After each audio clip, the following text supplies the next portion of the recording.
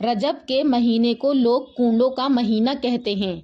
आखिर रजब और कूंडों का आपस में क्या ताल्लुक है? दोस्तों, आज की इस वीडियो में हम आपसे रजब के बारे में बात करेंगे कि रजब अल्लाह तबारक व तआला का महीना है और शाबान नबी करीम सल्लल्लाहु अलैहि वसल्लम का और रमजान आप सल्लल्लाहु अलैहि वसल्लम ने फरमाया कि ये मेरी उम्मत का महीना है। तो गोया ये सारे महीने इबादत के हैं, लेकिन रजब के ताल्लुक से एक खास बात है कि रजब के महीने को लोग कूंडों का महीना कहते हैं।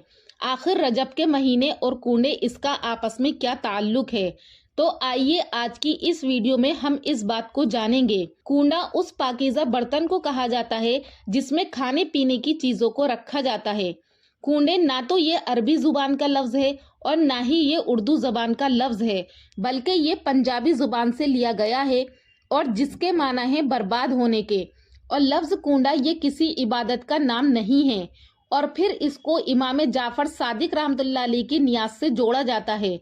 और इमाम जाफर सादिक रहमतुल्लाह अलैह ये इमाम आजम अबू हनीफा के उस्ताद हैं और बहुत बड़ी शख्सियत हैं और अहले बैत में इमाम जाफर सादिक रहमतुल्लाह अलैह की बहुत बड़ी शान है।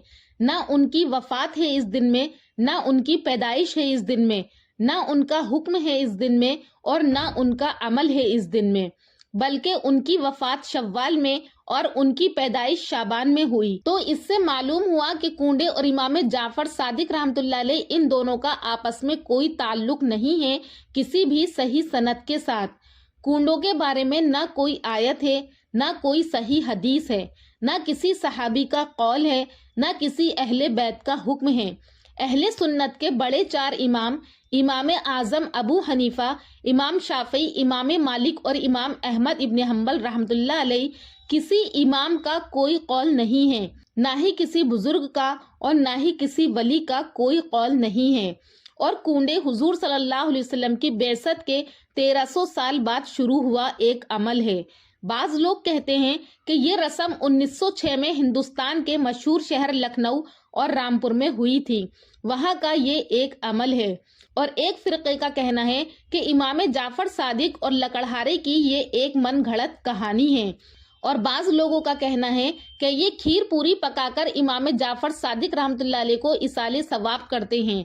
और बाज लोग कहते हैं कि किसी ने इमाम जाफर सादिक रहमतुल्लाह अलैह से दुआ के लिए कहा तो आपने अपने रब से उसके लिए दुआ कर दी, तो उस आदमी की वो मुराद पूरी हो गई।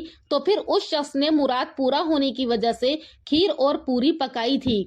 यूं 1300 साल से ये रस्म चली आ रही है। और बाज लोगों का कहना यह है कि ये लोग हजरत माविया रज़ियल्लाहु ताला अन्हु से बहुत ज्यादा बुग़्ज़ रखते थे। जब उनकी वफात हुई तो हासिदीन मुआविया के लिए इससे बढ़कर खुशी की बात और क्या हो सकती थी कि उनका जानी दुश्मन दुनिया में नहीं रहा। इसलिए उन्होंने वफात माविया की खबर सुनकर खूब खुशियां मनाई और इजहार मसरत के तौर पर मीठी टिकिया यानी कूंडों की पूरियां बनाई और एक दूसरे को खिलाकर अपने जज्बे इनाद को तस्कीन दी। और ये सारी कार्रवाई छुपकर और पोशीदा तरीके से अंजाम दी गई। बहरहाल हमें इस रस्म से बचना चाहिए क्योंकि हम साहबा इकराम से मोहब्बत करने वाले हैं और ये रस्म हुजूर सल्लल्लाहु अलैहि वसल्लम और साहबा इकराम और अहले बैत का तरीका नहीं है, क्योंकि इसकी कोई असल नहीं है और ना ही हमें ये रस्म करनी चाहिए। अगर कोई करता है तो करता रहे, वो जाने और उसका दीन जाने।